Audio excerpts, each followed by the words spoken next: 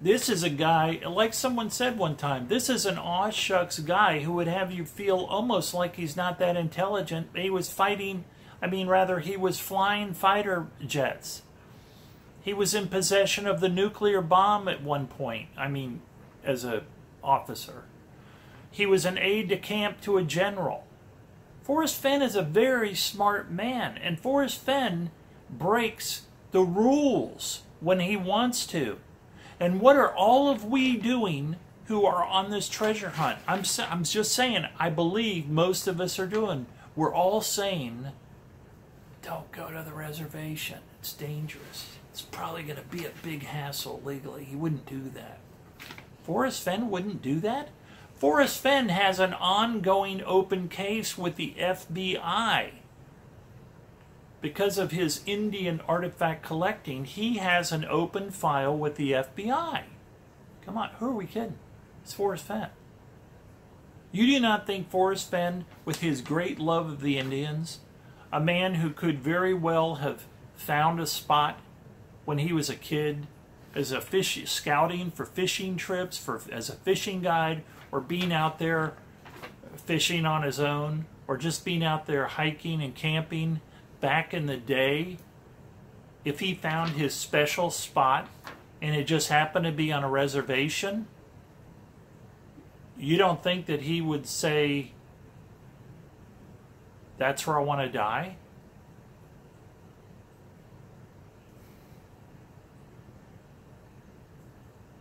I think we need to rethink this whole concept to find this treasure, because right now we're not doing it right. There is something very wrong with this chase, and I think a lot of people feel it. I know I do. There's this sense of it's unfindable, and yet at the same time, you feel it's definitely findable if you believe Fenn, and the treasure poem seems to make some sense, and yet where we've decided to actually go look with that poem and with the clues we determine, it's not there, but we're restricting ourselves out of areas that are in the areas that he said it could be in. We're doing that willingly and voluntarily. We are excluding part of the land in the hunt from our searches. And I know you're sitting there going, well, yeah, but so how's that work? Well,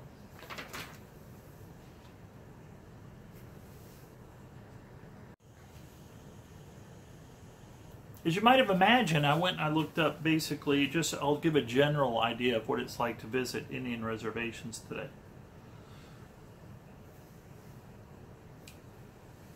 By the way, you want to know how two different cultures can look at the same thing and see the same thing? I thought this was interesting. This is a total aside, although it does have to do with the American Indian.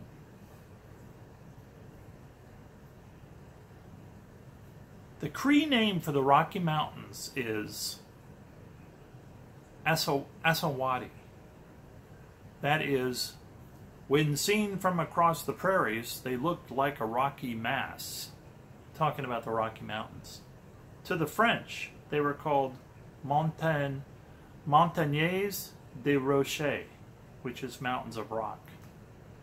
I just think it's interesting. The Indians said, a little bit more wordy, but there's a translation, basically said from afar it looks like a rocky mass.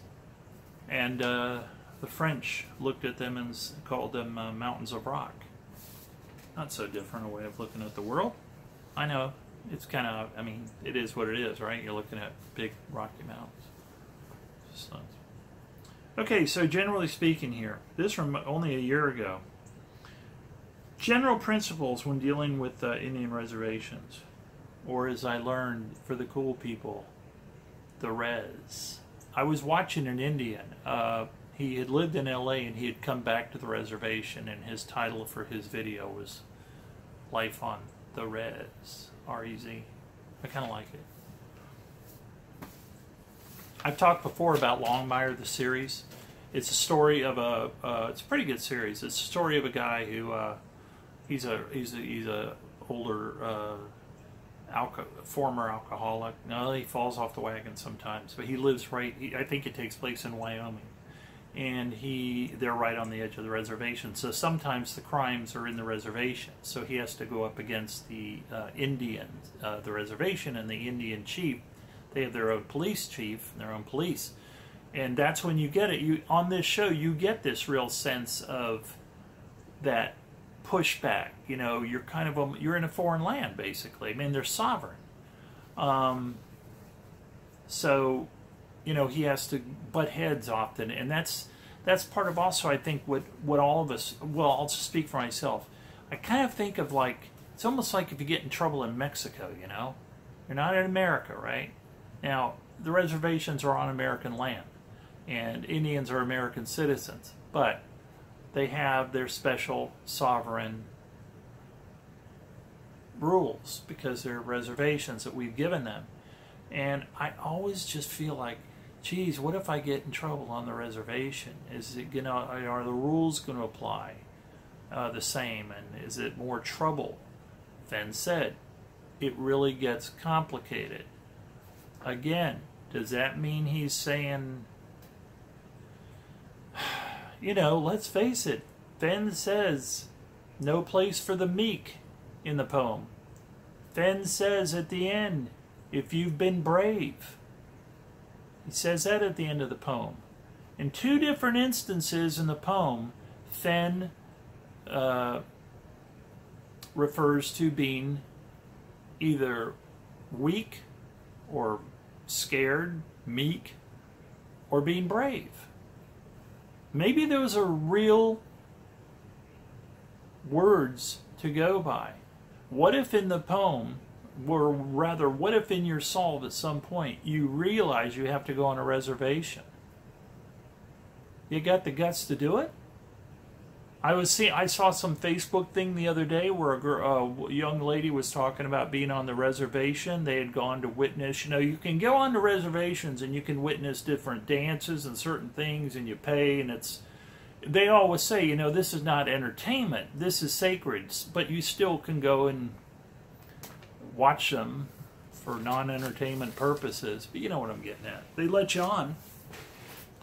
And someone said something like, there was some small discussion about wondering if it was down, if the treasure could be on this reservation down in this certain particular area near a river. And her response was, well, we wouldn't do that because we'd have to talk to the elders. So they seemed to know that they'd have to talk to the elders if they wanted to basically go other places. Certainly you might have to talk to who's ever in charge of the reservation when you're there. So a lot of reservations you can get onto for specific purposes is what I kind of figured out. But a lot of times if you want to go any further than that, you want to look around a lot or whatever, you're going to have to let it be known that you want to and get permission. And so the minute you're doing that, you're kind of putting yourself on the line of like, well, I've already told them I'm kind of going on down this river or whatever. What does that tell me? It tells me you're going to do it on the sly. Fenn says it really gets complicated if you're on an Indian reservation to retrieve the treasure. Fenn has also said that he has thought of every angle and there shouldn't be a problem. What does he mean when he says there's not a problem? Can he guarantee that if you go on an Indian reservation and get caught, there's not a problem? Can he guarantee that if you go into a national forest and find the treasure chest and turn it over to the superintendent, there's not going to be a problem? Or does Forrest Fenn mean, if I were you, there wouldn't be a problem? Because I wouldn't let anyone know. A lot of people, then they go, well, that's crazy too, because you got to get rid of the treasure. Well, wait a minute. Just because I don't tell anyone where I found the treasure, if I take it to Forrest Fenn and he gives me title to the treasure, are my problems over? Now, I've been the one myself that's argued no, because the IRS is probably going to come by and check out where you found that thing, and they're going to make a determination as the tax liabilities. I don't know about that. That's me talking kind of through my hat.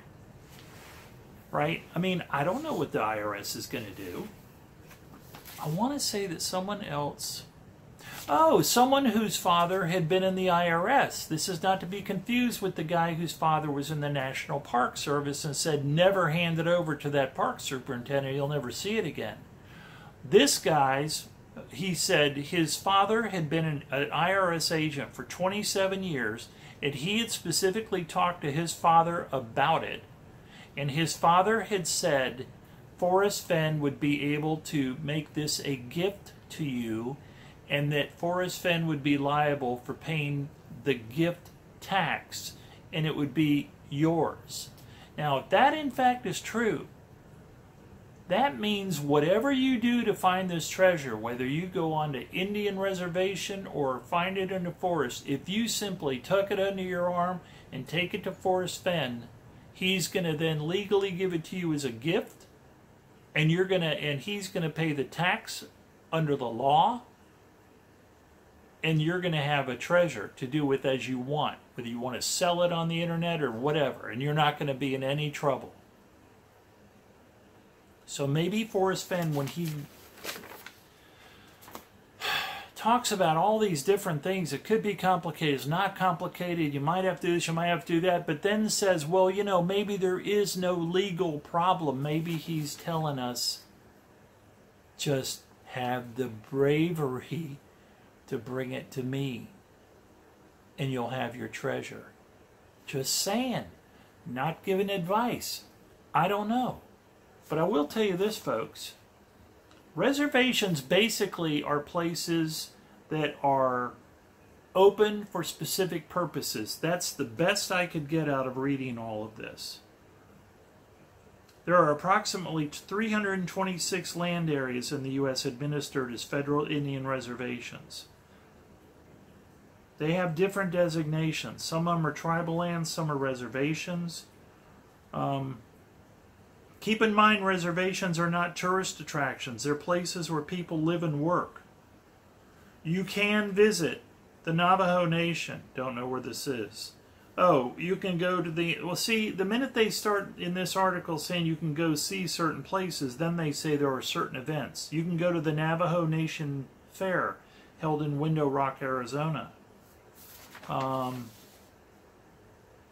can go to Oklahoma and see the Cherokee. You get a passport there. You can go down to Florida and learn the secrets of alligator wrestling at the Mokosuke. You can go to the Standing Rock Sioux Reservation in the Dakotas.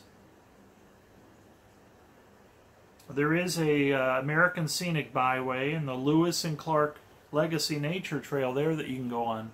But of course that's in the Dakotas. Only thing on here, very generally speaking, that if you ever wonder why I keep doing that, it's not because I'm... If you ever wonder why I do that, or I go like that, it's because I'm checking the time. There's one place that kind of strikes me, and I started reading this and I went, oh my God, should I even talk about this? Because it just seemed like it was,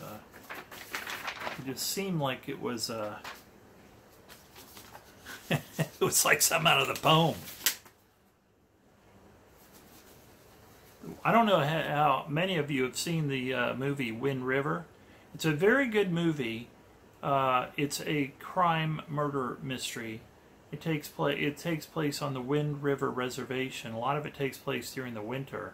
And the Wind River Reservation is in Wyoming. It's got Elizabeth Olsen, who I believe is a very underrated actress, a very good actress. She's an FBI agent. It's kind of like a... Well, no, it's not like Silence of the Lambs. But anyway, she's a rookie FBI person, and she's investigating this thing out on the res, this murder. It's pretty good. I think if you ever get a chance, you probably enjoy it. It's basically a murder mystery, but since it takes place on the reservation out in the Wind River. So this is what is very interesting. The Wind River Reservation is the only one that strikes me as a place that could have much to do with the hunt. By the way, Colorado has virtually no Indian reservations. I was surprised. You know, it's the only state I've gone to on my 4 hunts. And it's a state with the very fewest. Well, there are no reservations. I think there's one down on the very southwestern side above New Mexico. But the rest of it's like even the Ute Nation on the Utah side, Ute Indians, Utah, even that reservation, the Ute Reservation on the western side of Colorado stops at Colorado. And then you've got, you know, I guess they said, we're not giving them a reservation in Colorado. I don't know how that worked out. But this is very interesting. The Wind River Reservation in southwestern Wyoming is home to both the eastern Shoshone and northern Arapahoes, about 2 million acres of land. And, excuse me. This was the first reservation I read about that seemed to be more or less open to treasure hunting. It's not open to treasure hunting though, right? It really gets complicated if you go on that Indian land and take something. So says Forrest Fenn. But on the other hand, it's land that a lot of us are avoiding just because we're scared to go on Indian land because it really gets complicated. Well, anything can get complicated if you don't know how to handle it. You know, if you run around saying I found the treasure, it's going to get far more complicated if you do find the treasure than if you kept your mouth shut and went to Forrest Fenn. Forrest Fenn said, when you find that treasure, he said, when you find that treasure, I expect a phone call or I expect a visit from whoever finds it because of something that's in the treasure chest. And he's also said, I would suggest that person go home, put it in a safety deposit box, and sit on it for 30 days. So putting those two things together, that's exactly what I think I would do now. He does not give any advice about going to a park superintendent. He does not tell you don't go on Indian land, it's not there. He just says, it's part of the search map, Indian land, and all I'm saying is it's more complicated if you find it on Indian land. But then he has also said everything should be fine when you find the treasure chest. I know, we have all of these contradictions in this hunt, which is why a lot of us are just kind of like, ooh, you know, but the more I think about it, the more I'm beginning to think, and I know I've even said this in videos, and those of you that are following them are probably going, Eric, God, you go, geez, you go in circles on this issue. It's because I can't figure out what to do, but go on the Indian reservation, find that treasure, keep your damn mouth shut, don't report it to anyone, go straight to Forrest Fenn. He gives it to you as a gift, he pays the gift tax, the IRS has no claims to come around asking you where you found it, I guess. And you're a treasure hunter with a reward. But going on that Indian land is going to require you to be brave. And it's going to require you to be in an area where it's no place for the meek. Both those things tell you you're in an area where you have to be brave. You have to have some guts. Real guts. Not metaphorical guts. Not poetic bravery. The kind of bravery that Forrest Fenn has shown all his life. The kind of bravery that puts you in a plane getting shot at over enemy territory. The kind of bravery that has you jumping out of windows in the middle of a class. The kind of bravery that has you having run-ins with bosses and all kinds of different people. The kind of bravery that has you have an open file with the FBI. This is a guy who does things his way when he feels he wants to do it. And it's gotten him pretty far in life, if you consider financial success far in life. I would think if you read enough stuff by Forrest Fenn, you'd say it's gotten him far in life as far as experience and adventure and family and all the things that he personally finds important.